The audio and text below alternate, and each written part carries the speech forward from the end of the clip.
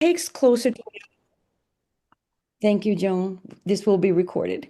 Um, so if it if it does take an hour, then we thought we would schedule a second meeting. Hopefully, we will have monthly meetings, and these meetings will vary. Either we'll have a guest speaker, or we'll have a cooking demonstration, or whatever the group wants to do. So hopefully today we will just have the presentation and a little bit about what the group meetings are about. So if you have any questions today, um, make sure that you use the chat. Does everyone know how to do that? Or Joan can kind of guide you and write your questions in the chat, and then we will, at the end, have a Q&A time. If your question happens to be really relevant to the topic that is being discussed right at the moment, then unmute yourself and interrupt. But if your question doesn't have to do with the current topic, then just wait until the Q&A time at the end. Does that make sense? Okay, so welcome, and make sure that you have this on speaker mode. Does everybody know how to do that? So that it doesn't get confusing with the gallery mode.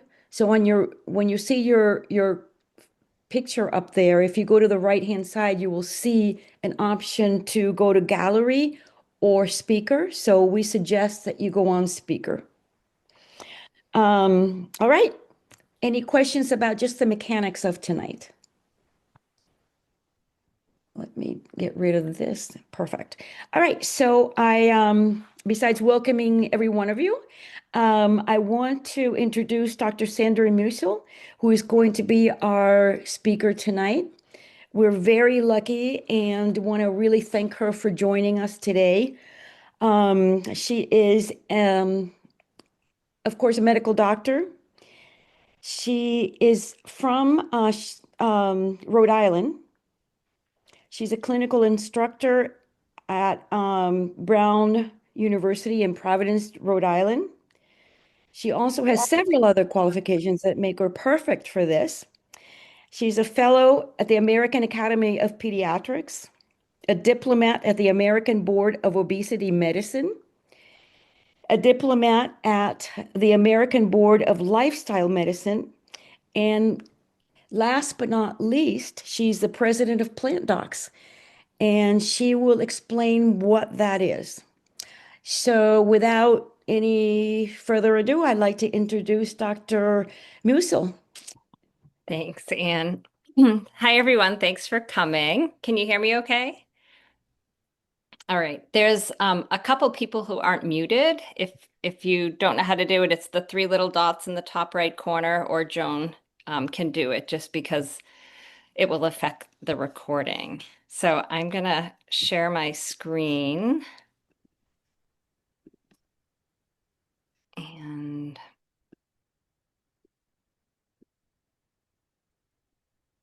all right, can you see this okay? Excellent. All right, so my talk is going to be called Food is Medicine, Reversing Chronic Disease with Food. And I'm super excited. Let's call this the first meeting of did you say you're going to name it Veg Your Way? So the same name as Joan's group. So Joan runs a community group of plant-based eaters in Massachusetts who's on the call. Um, and We will be Veg Your Way Vermont. Veg Your Way Vermont. Excellent. Love it. All right. So this was my introduction, which you've already done, so thank you. I just want to point out that, and most people know this, in medical school, you don't really learn anything about nutrition. So I actually had to do, all this extra stuff that I searched around for in order to learn what I have learned about nutrition. And so lifestyle medicine is my most recent board certification, and it has to do with six different pillars of medicine. It's not just about eating, but it's about eating well, moving, not being so sedentary, having high quality sleep, being mindful, um, and present, staying calm, and being in loving relationships. And I'm focusing on nutrition, but also we pull in a little bit of the managing stress piece and exercise into it as well. And my motivation comes from my dad originally, who, let me have this weird thing on my screen. All right, oops, sorry. Um, he's the one on the left in both of these photos.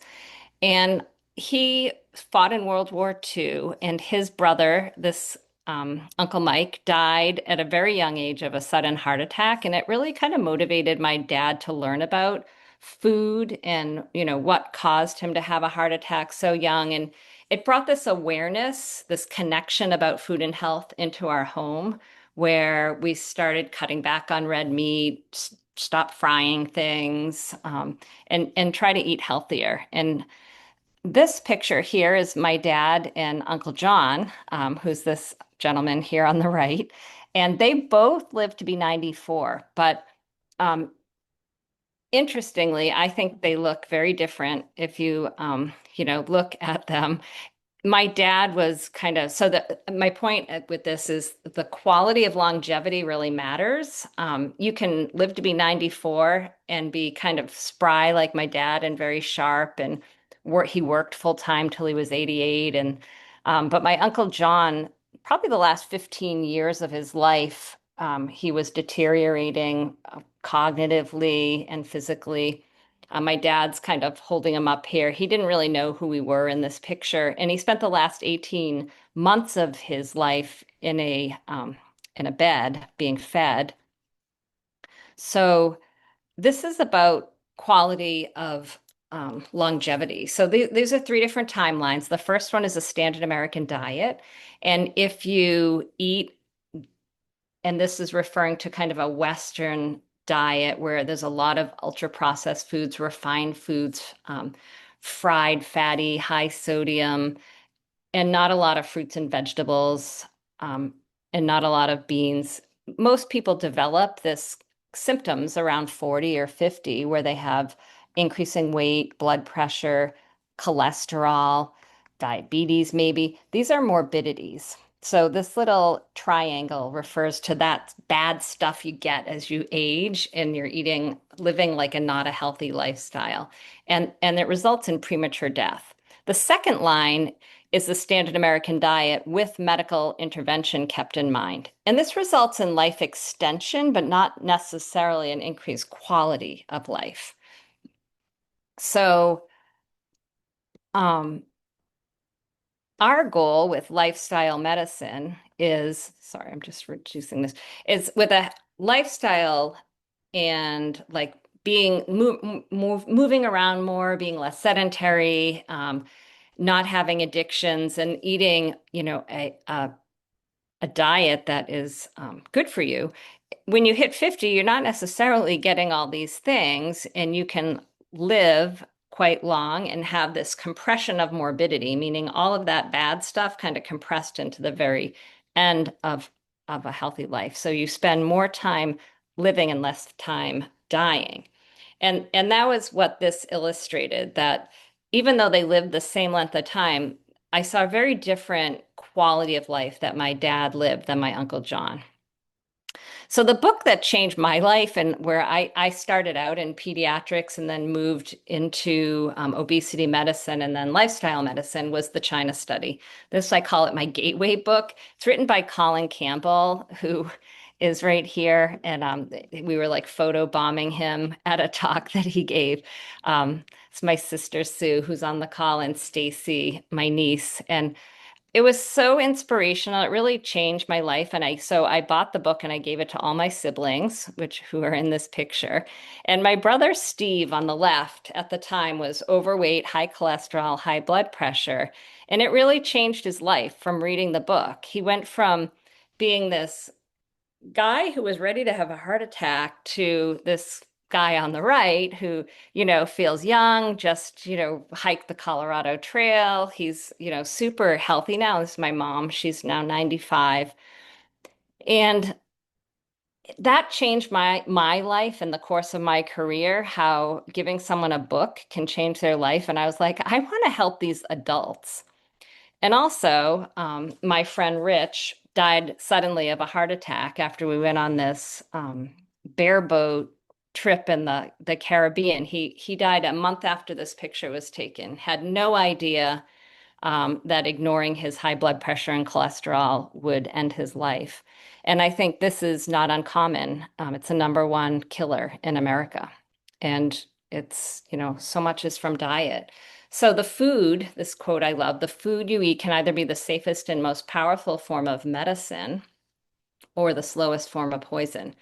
So I like focusing on the first half, how food can be your medicine. So what is food? Food is a product eaten regularly by a group that has recognized its harmlessness and long-term benefits for health.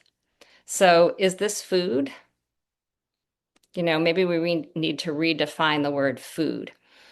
Um, the stuff you find in the supermarket is really a spectrum. There are some very healthy things like you see on the left, which I call like A foods, but we find foods like on the right at fast food restaurants and ultra processed foods that are feeding disease, cause inflammation, and set up the body to develop heart disease, cancer, autoimmune diseases. And these foods tend to be high in saturated fats, refined oils, sodium, sugar, refined flours, where the foods on the left of this spectrum are in their whole state and are plant-based. And there's everything in between. So sometimes it can be confusing. We are what we eat, literally, because we make 50 billion new cells every day. And where do we get the building blocks to make all these new cells? So when you eat food, it's broken down and it circulates throughout your body. And then that raw material, that's what's making our new cells. So you literally are what you eat. And the good news is no matter what age you decide to kind of change what you're eating, your new cells are going to be made with your new food choices. So this is the field of food as medicine that I've kind of rejected everything else I've done. And I really want to just focus on helping people understand the importance of food in their life and how what you eat can literally act like a medicine for blood pressure, for type 2 diabetes and glucose control, for cholesterol, for preventing heart attacks, for autoimmune diseases, and for preserving health, not getting any of those things. But it can be confusing. If you had this for a car, what fuel would you put in it?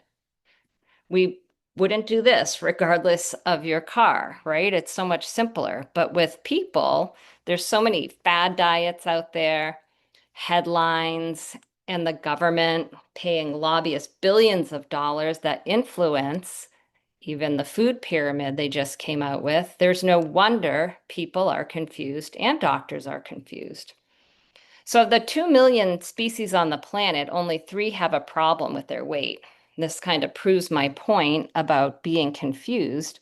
So, we've become a very heavy and obese society, and the pets that we feed are the only animals that have a problem with obesity on the planet. Like all these other wild animals that are eating what they're supposed to naturally be eating, they don't get obese. So we've kind of gone awry with the foods in America and what people are feeding themselves. And this shows how obesity has changed over the last 4 decades and then projecting into 2030. Right now, about 42.5% of Americans are obese, and it's projected to reach 50% and over 60% by 2030. And this is when I was in medical school in the 1990s, and then this is in this next graph, and that was the obesity rate then was only 20%. And then the next decade, I was working as a pediatrician, and then the next decade, I was working teaching at Hasbro Children's Hospital. And then this last decade, I've been doing plant docs. And my point with this is every decade it's getting worse and worse and worse. So is what we're doing in the healthcare system working? Like this just to me shows a complete failure to address obesity in our country. And this shows Vermont. This is the 2024 graph. Vermont tends to be one of the lowest states for obesity. At this time, the most recent statistic I could find was 29% obese, but projected to be 44% by the year 2030. And it varies by county in Vermont. So this doesn't mean anything to me, but hopefully will to you. Orleans County has the highest, 33%, and the lowest rate is in Chittenden County at 23%, a 10% difference. Type 2 diabetes is on the rise and it goes hand in hand with the obesity epidemic. 1 in 10 Americans have diabetes, 1 in 3 have prediabetes.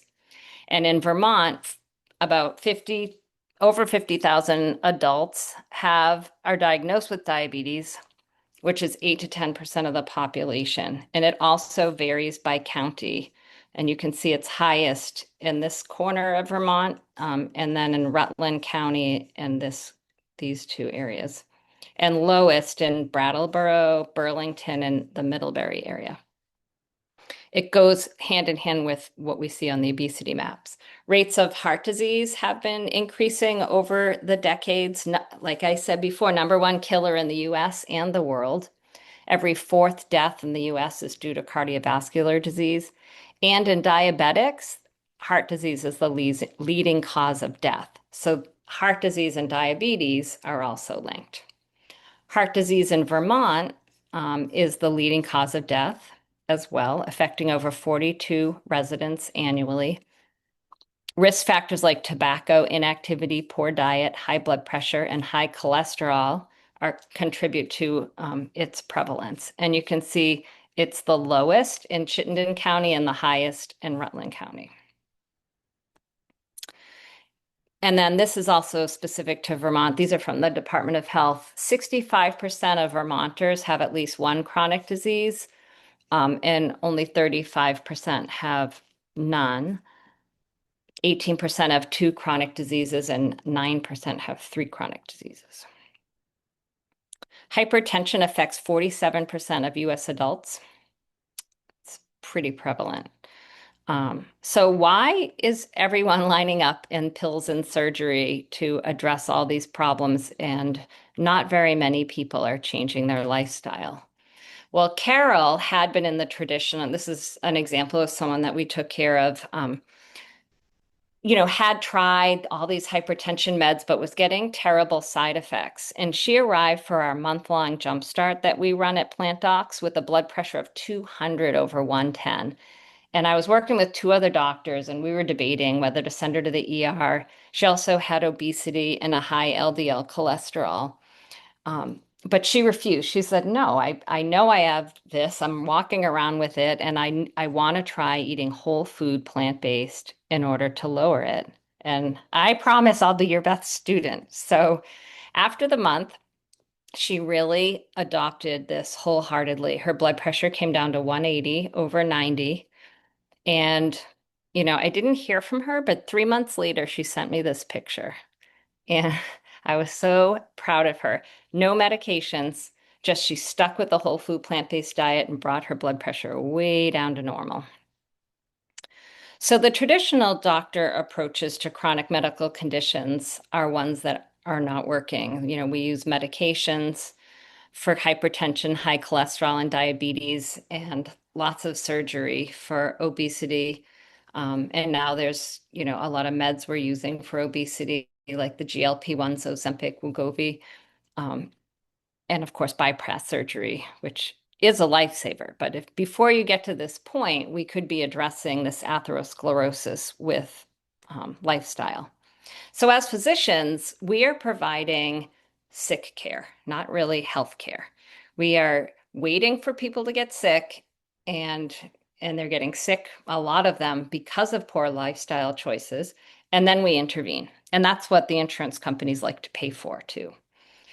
Instead of providing healthcare, proactively creating true health by preventing disease through healthy lifestyle choices. And of course, this is what insurance companies don't like to pay for, which makes no sense. So I'm going to just talk a little bit about diets and the difference between plant-based and vegan, which you guys probably know, but a lot of people think if something says vegan, it's healthy. But vegan just means they don't eat any animal products. It doesn't necessarily mean it's healthy. It could be high in oil, it could be highly processed. So, whole food plant-based eating is really focusing on legumes, fruits and veggies, whole grains, nuts and seeds, and really minimizing processed foods, oils, and animal products. It's not that you can't have them, it's a choice to focus on these healthful foods that are in their whole state. Because vegan food can look like this, which would lead to heart disease and diabetes and obesity. So there's lots of studies to back this up. And this is my favorite study of all that is not new. It's from, I forget the year it was published, but this a lot of this data is from 2010. And it's just showing that of all the deaths that occur in America and all the 17 leading risk factors, dietary choices are the number one contributor to death in the United States. So, looking at all causes of death, changing your diet makes the biggest impact. So, why isn't everyone focusing on this? As you know, in the medical field, I don't understand because you change that, we can change so much. The World Health Organization has reported that 80% of heart disease, stroke, and type 2 diabetes and 40% of cancers could be prevented with lifestyle changes. So, two of the doctors, you guys, if you're familiar with this whole field, I'm sure you know Dr. Caldwell Esselstyn and Dr. Dean Ornish, but this is not new information. Their research in showing that a whole food plant-based diet that's low in fat is the only diet that's ever been shown to reverse the plaque in the coronary arteries. This is a lifestyle trial that Dean Ornish did, and this is showing the diameter of the coronary arteries actually opening up after 5 years on a whole food plant-based diet, whereas they just get worse on the regular diet. And there's now Dean Ornish cardiac rehab programs popping up all over the country as a result of his research. I don't know. I don't think there's one in Vermont. There's one in Rhode Island. Um, but this is from Dr. Caldwell Esselstyn's research, and this is showing, this is a heart here, a close-up of a blood vessel in a heart, a coronary blood vessel. And you can see like right here, there's plaque. So the white is showing the blood. It gets really narrow and it's squeezing through right there. So then he put this patient and a whole bunch of patients in his study on a low-fat, whole food, plant-based diet. And this is a little more than 2 years later, the same artery opening up. So it's possible. The blue zones is another area of the world that we have learned a lot from. And these are the places in the world where there's the greatest number of people that have lived to over 100. And then we went in and kind of studied what is it about these areas that promoted longevity, you know. And one of the studies that came out of the Japanese area was looking at the black bars are looking at the island of Okinawa, which is one of the blue zones, and comparing it to mainland Japan, and then comparing that to the United States is this the gray bars. This is showing the deaths from coronary heart disease. Actually, it's pretty similar, Japan and Okinawa, but look at it compared to the United States, how many more deaths we have. Prostate cancer, breast cancer, Alzheimer's, way more. So, interesting. This is studies that have come out of Loma Linda, California, which is also one of the blue zones, and they've done a lot of research at Loma Linda University. But one of the studies, these are all the big studies that are undergoing this Adventist Health Study 2 has 96,000 people that are being followed, ages 30 to 112, and they fill out this 50-page diet and lifestyle questionnaire on a regular basis, and then they analyze all the data. And one thing is that eating nuts regularly lowered their risk of heart attack by 73%. And not and I don't know if you guys are familiar with Loma Linda, but there's a huge Seventh-day Adventist population. So they're studying these people. A lot of Seventh-day Adventists are vegan and don't eat meat, but some are vegetarian and some are omnivores. So they can actually look at all different kinds of dietary pattern eating behaviors and compare vegans to non-vegetarians. Um, but when they compared, they looked at just 55-year-olds. They weighed 50 pounds less, the vegans, compared to the omnivores. They had lower cholesterol, blood pressure, less diabetes, and less metabolic syndrome. And this kinds of shows it here. The BMI from not, these are the omnivores, semi-vegetarian, pescatarians, ones that just had milk and eggs, and vegans. And the vegans are the thinnest and have a fourth of the amount of diabetes. So there's that. So here's Deb. She was one of my patients who is thin and went to her doctor and had a new diagnosis of high cholesterol and type 2 diabetes. And she asked her doctor if she could change her diet in order to address these before going on meds. And the doctor said, no, you need to start meds. This is genetic. Look at you. You're thin. Obviously, it's genetic. And this is wrong. And I think a lot of doctors make the assumption that things are genetic, or patients even say, oh, it's genetic because my mom and dad had it and my grandfather had it, but maybe they're all eating the wrong foods, right? So, fortunately, her brother had done the jump start, and so she called me and asked if she could do it. She was my first remote patient. She lives in upstate New York. And these were her labs before the jump start. Her cholesterol was 246, and we like it under 200. And her LDL was 140. We like it under 100 or even under 80. She had a high HDL, which is the quote good cholesterol, and a very low triglyceride. But she was over the cutoff for diabetes if they're over 6.4. So she was just over the cutoff. So just because you're thin doesn't mean you can't have any of these metabolic disorders. On her own, before she met me, she had dropped it from 6.5 to 6.1, which is in the pre-diabetes range. So then she did the Jump Start, which is our 4 or 5 week program where they learn to eat whole food, plant-based. She dropped her cholesterol from 246 to 165 and her LDL down to 78. And she got her A1C into the normal range. I mean, it's incredible. So she was able to go back to her doctor and say, ha, I did it with diet. So there's a lot of studies. This is just kind of a fun one that flaxseed has been shown to be really helpful for hypertension. And there's lots of different studies. I'm not going to dive into all of them just so we have time to talk. But hibiscus has been shown to lower blood pressure, comparable with lisinopril, which is a common medication used. So these are just examples of food as medicine.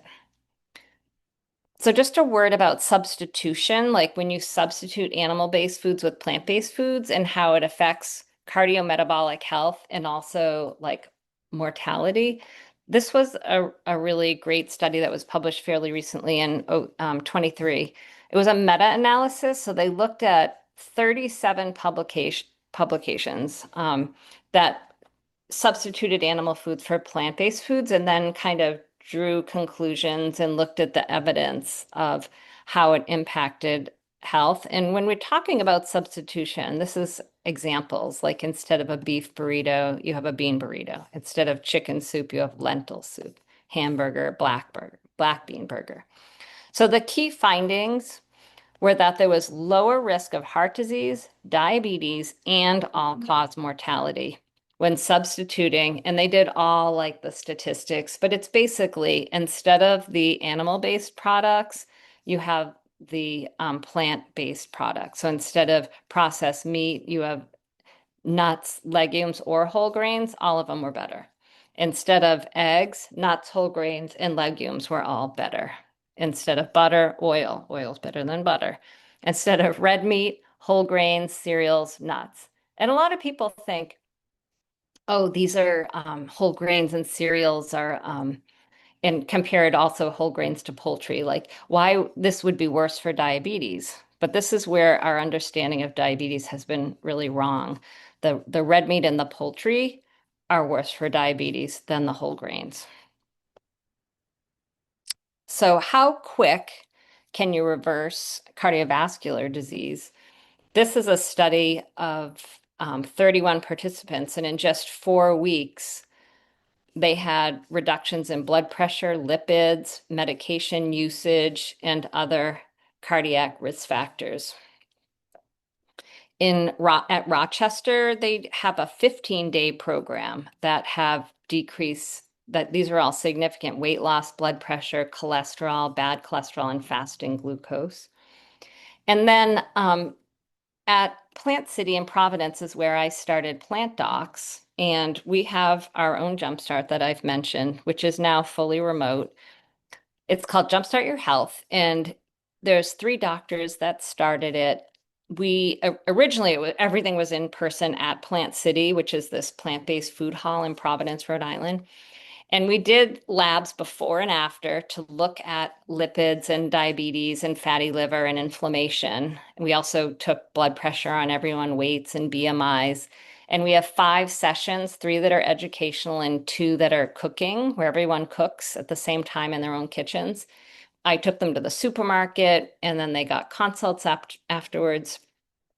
And then it turned into fully remote where we cook and kind of film it while people are cooking at their home. And these are the other 2 founders, Dr. Lee and Dr. Stein.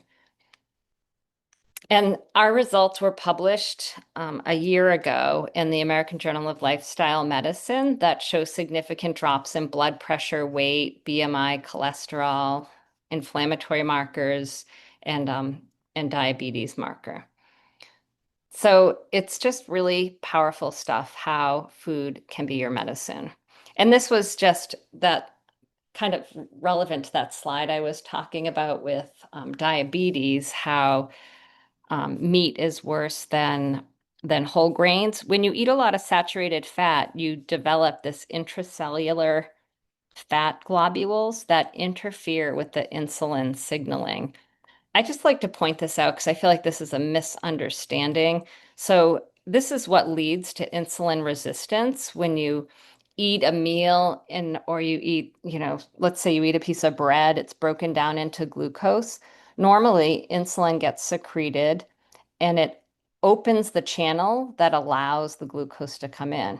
But when you have this intracellular saturated fat, it interferes with that signaling. And so you can still make the insulin, but it's just not working. So you end up having this excess glucose floating around.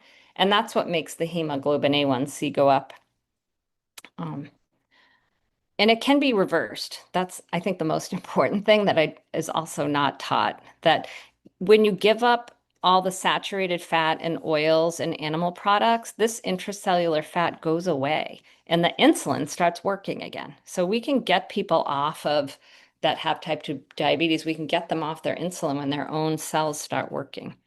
So, this whole food, plant-based way of eating with limited sugar, oil, and salt has been shown in studies to prevent, improve, and even reverse so many things like heart disease, high blood pressure, type 2 diabetes, obesity. We talked about all that, but also asthma, COPD, infections, certain cancers, kidney disease, fatty liver, autoimmune diseases. Dr. Ornish, who I mentioned before, published a study a year ago in the summer showing that Alzheimer's patients had improved cognitive functioning on a whole food plant-based diet.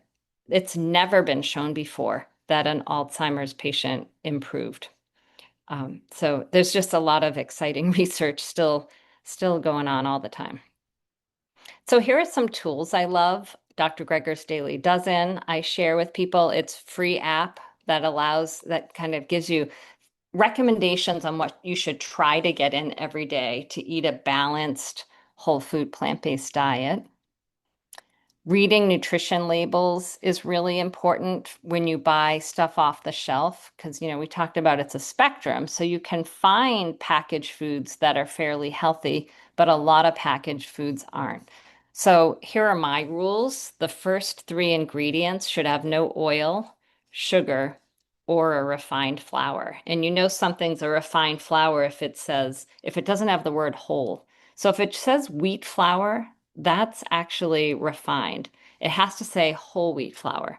If it says enriched flour, that's also refined. If it says non-bleached organic flour, that's refined. It has to just say whole to be whole. So here's an example of a refined flour. Here's an example of too many ingredients. Here's an example of, okay, so the first ingredient's flour. The second ingredient here is corn syrup. Third is high fructose corn syrup. Fourth is dextrose. And the fifth is sugar. So it's four kinds of sugar in a row. If they were to just put one kind of sugar in here instead of four different kinds, it would be the first ingredient because you list the ingredients in order of how much is in there. And what mom wants to buy something for their kid that starts with sugar. So they think this sounds better because enriched sounds so good, but it's not. But it also has palm oil and lots of colors and additives, and it's really something to avoid. So here's another rule, 336 rule. Look for the fat to have less than 3 grams. The fiber, where is it here? I don't even see it. Oh, here, it's blue. Fiber to have more than 3 grams, and then the sugar to have less than 6 grams. Another rule is the sodium content should have less than the number of calories. So here's the sodium, 470 milligrams. The calories is 250. So would be considered a high sodium product. It's a mac and cheese. Regarding sugar, if you take the number of grams of sugar on the label and divide it by 4, that tells you the number of teaspoons of sugar. So in this 10-ounce bottle of Fanta, if you look at the label, it says 81 grams of sugar in the bottle. If you divide that by 4, it's over 20 teaspoons of sugar in that one bottle. So let food be thy medicine and medicine be thy food is not a new concept, as Hippocrates said it over 2,000 years ago. So these are our programs that we offer at Plant Docs that can be that are all done remotely. We have one going on right now that I'm running from Key West, a month-long immersion into plant-based nutrition, lab assessment before and after, education and cooking. Our next one's in April and then September this year. We also have cooking together classes where every month we send you the recipe and then you go out, buy the ingredients, get everything ready on the counter, and then we cook together at the same time. So it's kind of like having like a cooking party with a bunch of friends. And our theme for 2026 is quick and easy. They're just 1 month long.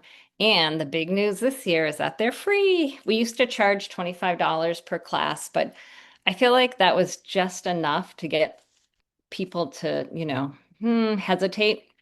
I would rather have 100 people on the call doing it for free than just 5 people. So we're trying it out and they're monthly, they're remote. You can learn new cooking skills, cook with spices, ingredients that are new to you, gather with like-minded people and have fun. So our first cooking class is January 25th at 6 p.m. and it's cool. It's like create your own soup. So instead of having a specific recipe, it's like how to make your own soup without a recipe, kind of.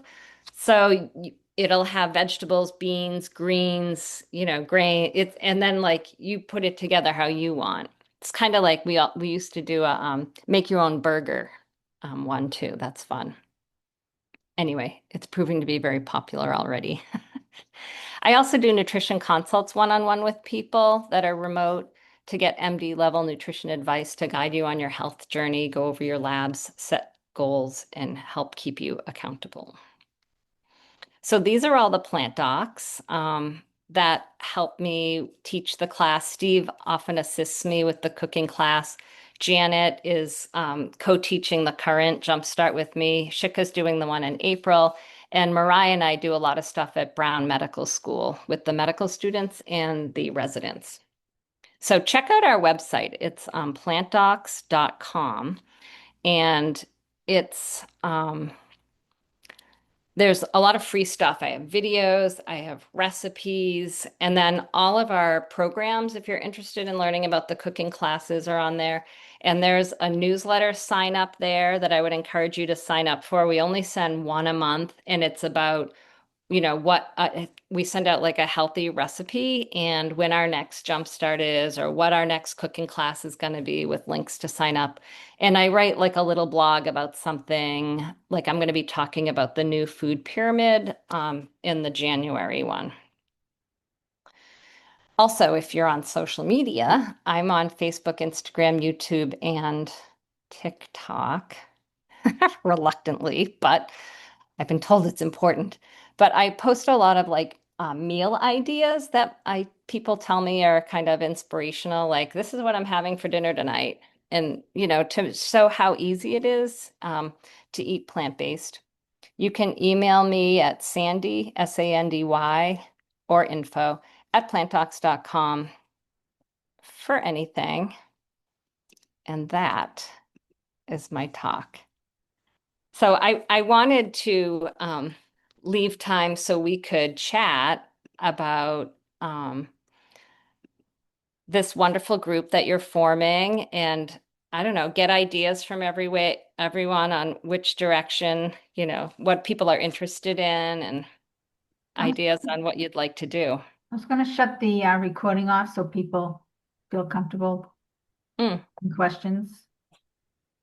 And feel free to ask me questions too.